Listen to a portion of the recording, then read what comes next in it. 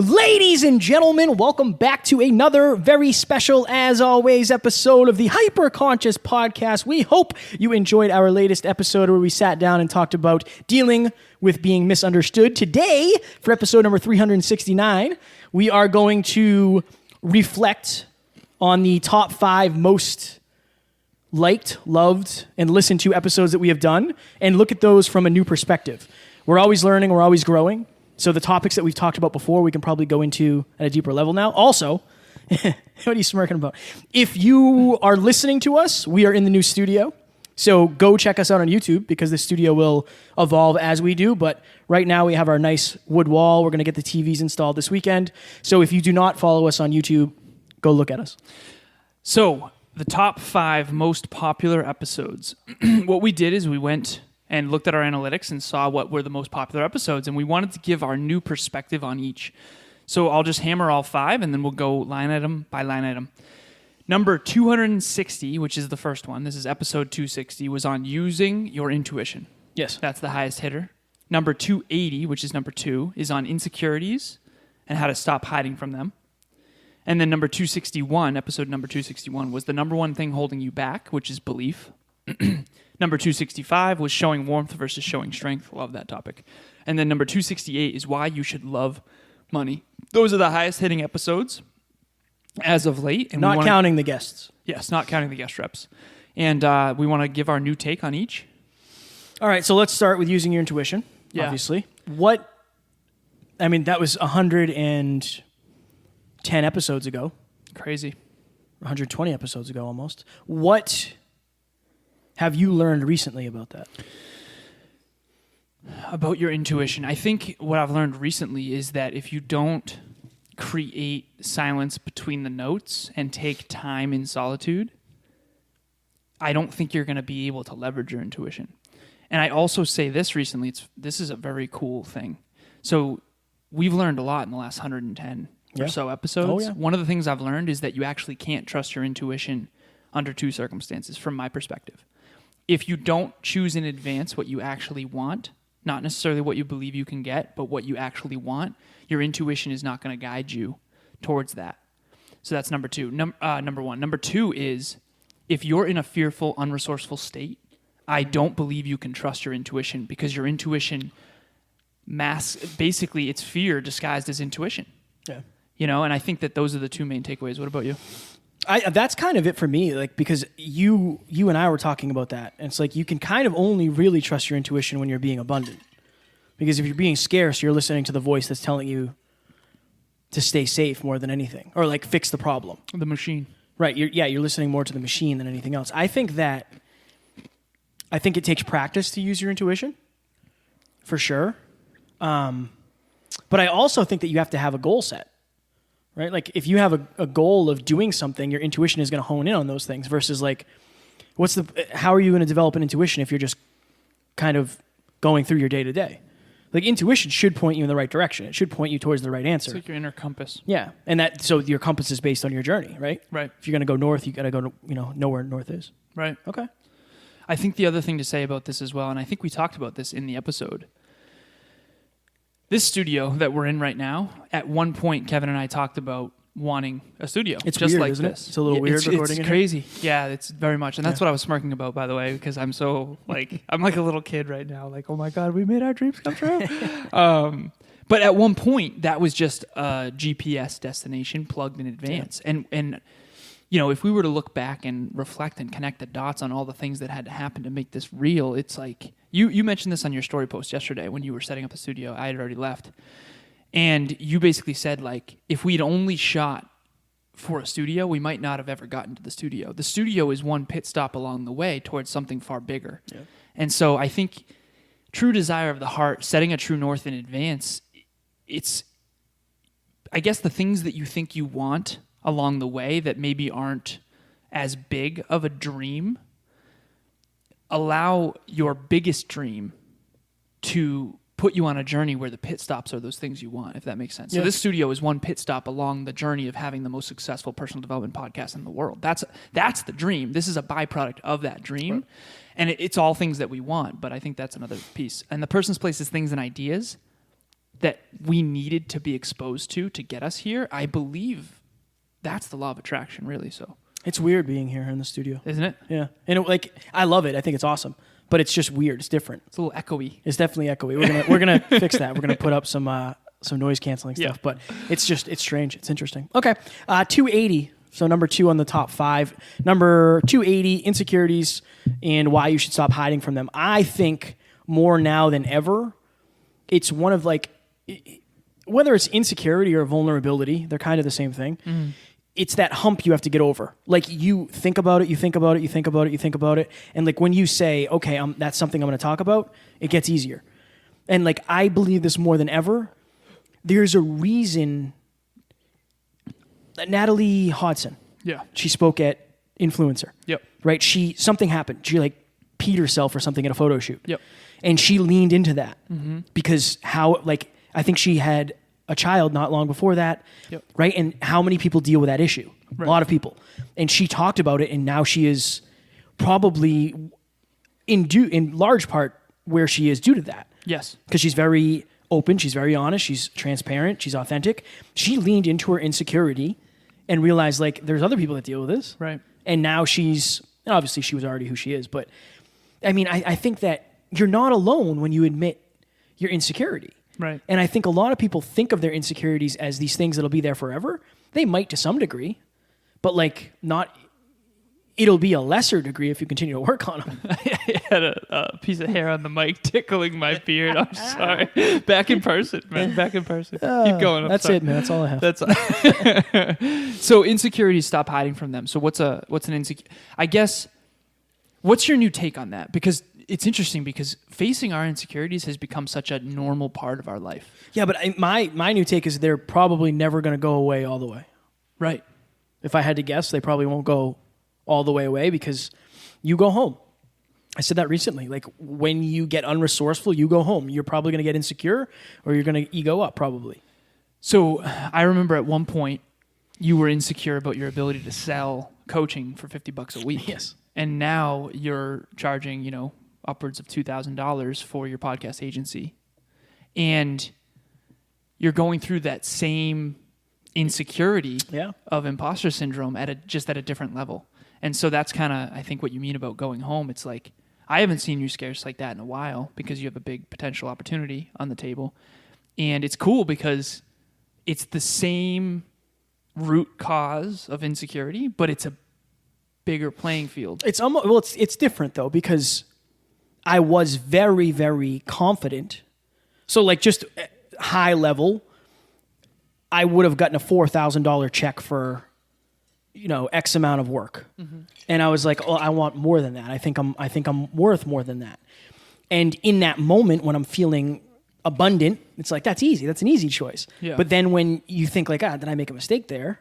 Then it's kind of like, okay, maybe I shouldn't have done that. And then you start questioning yourself. And then you get insecure about like, am I as good at this as I thought? Like then you start to question yourself. Right. So I think I don't know that that'll ever go away. I think it's just going to be at higher levels. I'm still going to be insecure about the things I am, most likely, even when I have the results. Do you feel insecure anymore about being short? Oh, yeah, for sure. Really? Yeah, for sure. For sure. I don't know that that'll ever go away. But are you just better? Unless I get taller. What about, are you getting better at dealing with that? Like, does it control you like it used to? It doesn't control me, but I still think about it. I'd be lying if I said I didn't. When we met the real estate, that happened? Yep. Okay, interesting. I sensed it. Because he's super tall. More than I thought. So just behind the scenes a little here. Evan Kugler is now a client of mine. And he sold us this studio space, which is really cool. He was coming to check on us and all that. And we did a virtual tour of this before we decided to go forward. And we just met him for the first time in person. And I was like, oh, wow, you're like really tall. And that was the first thing I said. And so I just wanted to ask you that because it's like me and him are both like over 6 feet. And I was wondering if that was something you still deal with. Yeah. So. And that's the other thing too. Like now we talk openly about it. At one point I probably wouldn't even talked about that. But I just feel like it is what it is. I feel like it loses power when you talk about it. Like when I told you that I didn't like my nose or whatever. I feel like hiding from it never... Unless somebody that wants to hurt you hears it.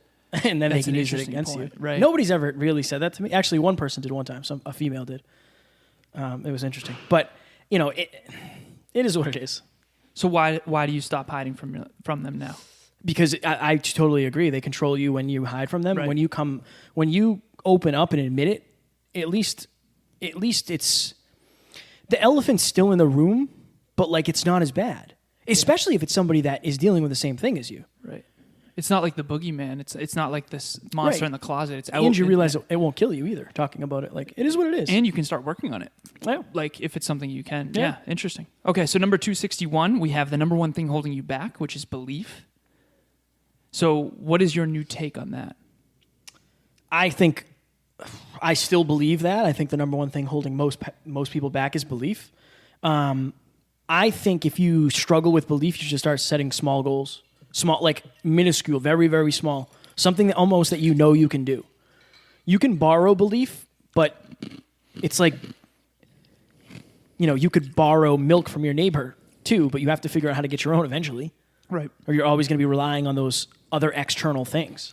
Right. Right? So I just think that if you still struggle with belief, again, I do occasionally as well, reflect, look at how far you've come. Again, at one point, I didn't think I could get $50 a Crazy, week. right? Now I'm getting 10 times that. Right. Right? And now it's like the same thing of like, okay, can I actually do this?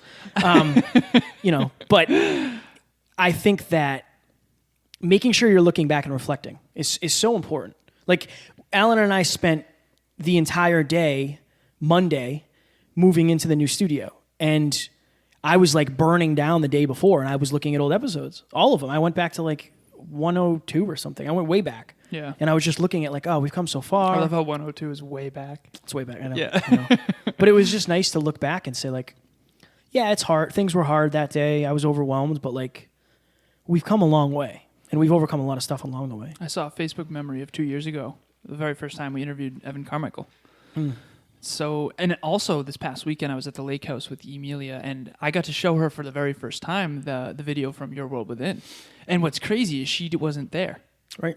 Like, I didn't even, it's so weird because I've only been with her for 7 months, but she feels like such an integral part of everything I am now. It's so weird that like a year ago, she wasn't like there in Florida with us, especially because she knows everybody now and she's so hyper conscious. So it's reflecting is huge. All right. So what is my new take on the number one thing holding you back? I would say, I don't know if this is new because I've been saying this for a while. I don't know if I was saying this back then. I think you have to have 3 fundamental beliefs in order to really lean into anything. And this goes back to if you're hiding from your insecurities and if you're not using your intuition, here's another thing. This is all kind of synchronistic and connected. The first one is using your intuition. The second one is insecurity to stop hiding from them. I believe without the belief, you're not going to be able to use your intuition because you're not going to plug anything in the GPS. And I believe you're going to hide from your insecurities because you don't believe you can change them. So I think belief is the root. And the 3 beliefs that I believe you must have, and hopefully you've heard me say this before, if not, this is fire. I heard this from Tony Robbins. Yeah, we did. That's right. The 3 beliefs you must have. So number 1, you must believe it's possible. Number 2, you must believe it's possible for you. And then number 3, and this is the one I think most people struggle with, you must believe subconsciously that it's worth it. Yeah. And this is the thing about beliefs that's so hard, man. Remember when Shauna Pelton did muscle testing on me? Our beliefs are subconscious. Yeah. We don't know. I had a subconscious aversion to cars and mechanics and doing things around the house, and I didn't know why that, but I realize now, after a big crying moment, that it was an aversion from my childhood. And we're going to do an episode on why crying is a good thing and shedding old skins. That'll be an interesting one. Yeah, it will. But I think that's what I've learned about belief is it's not just about like, oh, I believe in myself. It's like really digging into like why. I'll end on this. I had a client recently. You remember when we did the 7 whys with you? Yeah. And you ended up feeling not good enough. And then I asked why. And we got to the root. I did that with a client recently. And it always comes back from my perspective. Every time I've seen this done, and I've done it with myself, done it with you, it always comes back to when we were a little kid, there was someone who just really was not there for us, loving us in a way we wanted to be loved.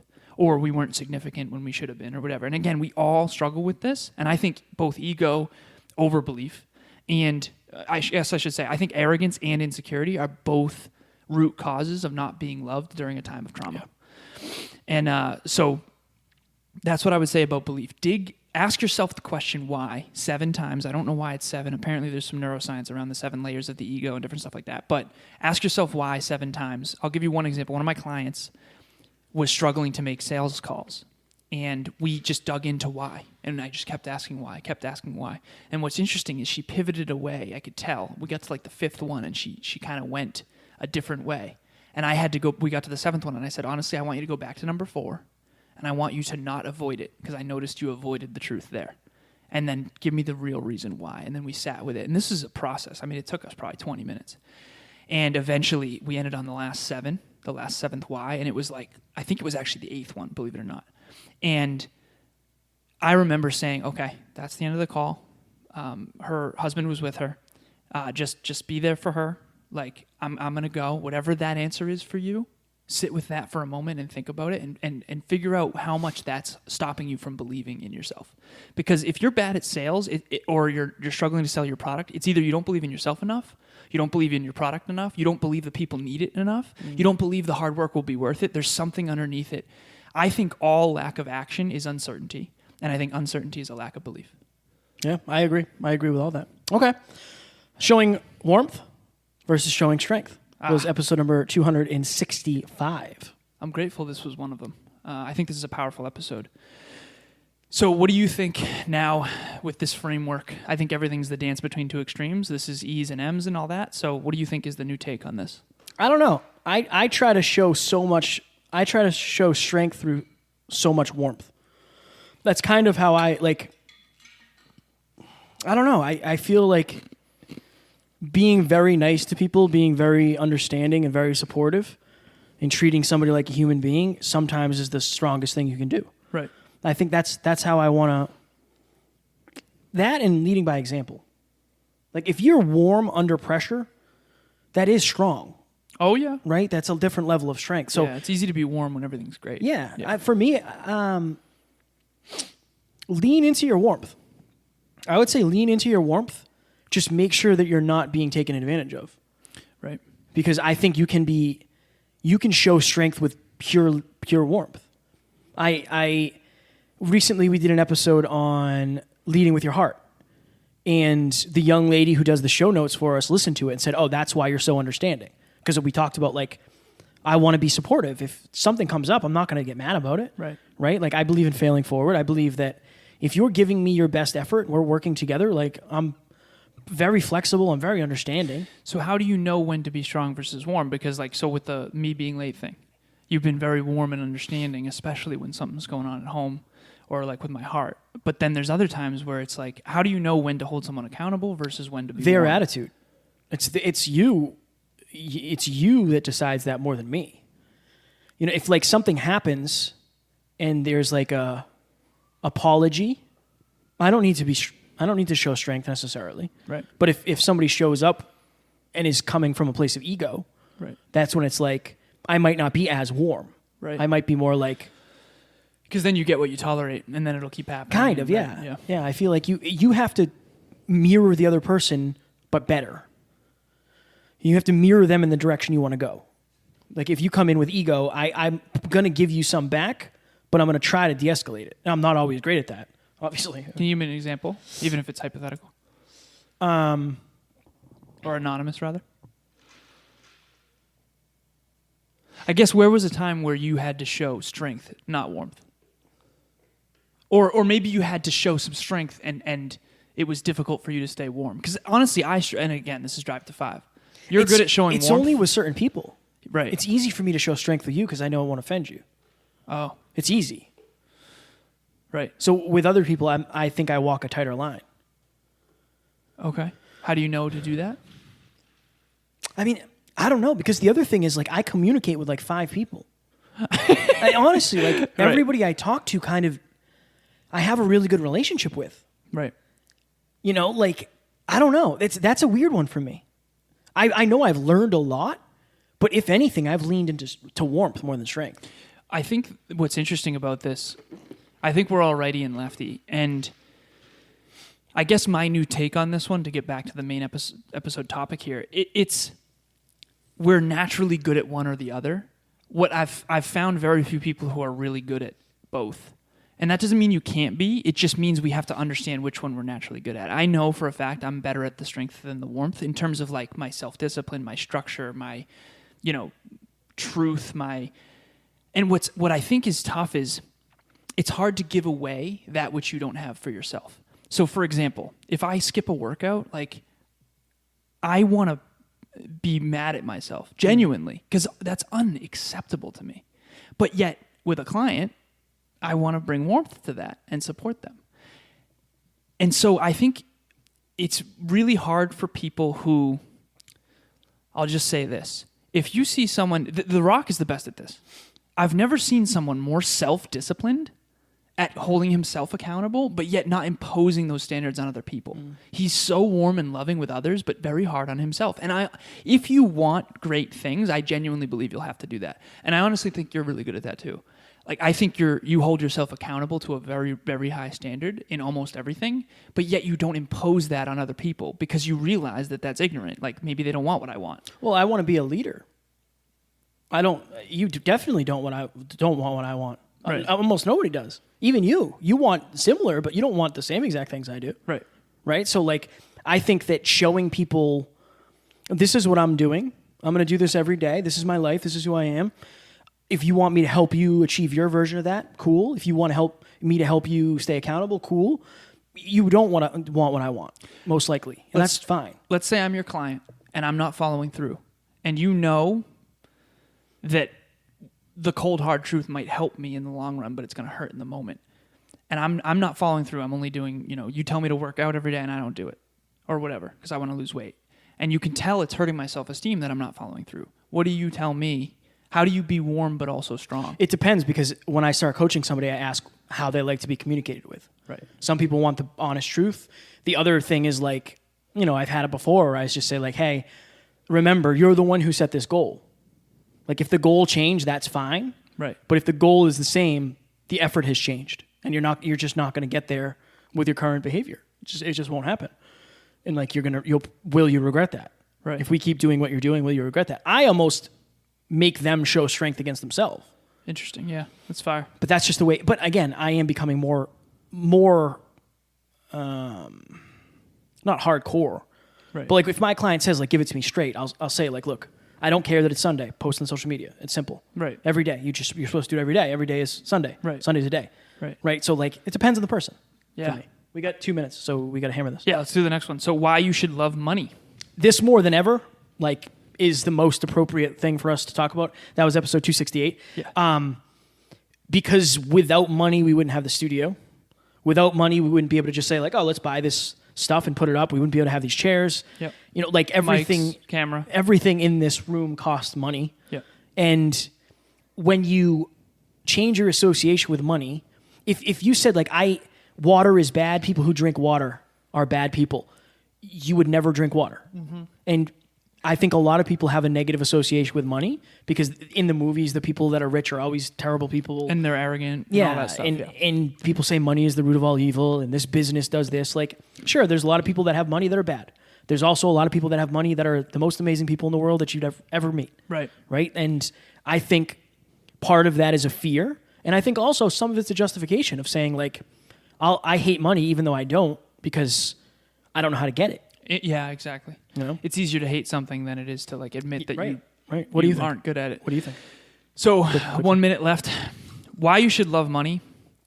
It's like what Kevin said. Honestly, money is the lifeblood of the impact you can have. I honestly believe the Jim Carrey quote, and I say this a lot. It's the most valuable currency is the effect you have on others. At the end of your life, what's gonna matter most is how much you grew, how much you contributed to the people you love. And without money, you can't do that. Like we can add more value to all of you right now because we had enough money, enough cash flow to buy mics, to have laptops that work, that function. So I think money is about utility. In other words, what do you do with it? How do you make it? And how much do you make? And I think all three of those factors matter. And I think your relationship with money needs to be positive if you want to have a successful, fulfilling life. And I'm more convinced of that than ever. Yeah, again, you don't have to want to be a trillionaire. You don't have to want to be a billionaire, a millionaire. Right. But, I don't think you can let it be a bottleneck intentionally. Right. You can't say, like, I don't care about money. Okay. You could say money is not the number one thing for me. That's fine. Right. But you have to care about Right. money in some way. Like, you can't just say, I don't care about my health. It's just a different level. Maybe you don't want to go to the gym every day. That's fine. But make sure you're drinking your water. Like, Right. you don't have to want $1 trillion, but you should want to have enough to be comfortable. Right. Right? I think the most powerful thing you can say about this is this. Your money doesn't buy happiness, but it can buy choices. Yes. I'll just get vulnerable here for a minute. I miss my home I grew up in because it was on the lake. It was beautiful. And I realized when I moved out to an apartment complex, which is a wonderful apartment complex, last thing here, I realized, like, money doesn't buy happiness, but it kind of does if you spend it right. In other words, you don't get to choose where you want to live if you don't have any money. Yeah. It's just the way it's set up. Money, to quote Evan Carmichael, money should not be number one, but it also shouldn't be number 5. I think mastery's first, impact is second, and then money's third. I think the first that matters is who you become, number 1. Who you become, skills you develop, personal growth. Number 2 is what you do with that to impact others. Number 3 is money, and they're all connected. So that's Fire. Ladies and gentlemen, this is actually going to be the second episode that you hear in the new studio because we're recording this one before the other one, but it's interesting. Yeah. It's interesting. We definitely need some soundproofing because I feel like the echo is heavy. That's Right. so if our tonality is different, it's because we're trying to limit the amount of echoes here. I know that I'm quieter than I usually am. Yeah. So I figure we both probably are. I sense that. We hope you enjoyed this, and we will talk to you on Sunday. Talk to you soon. Bye.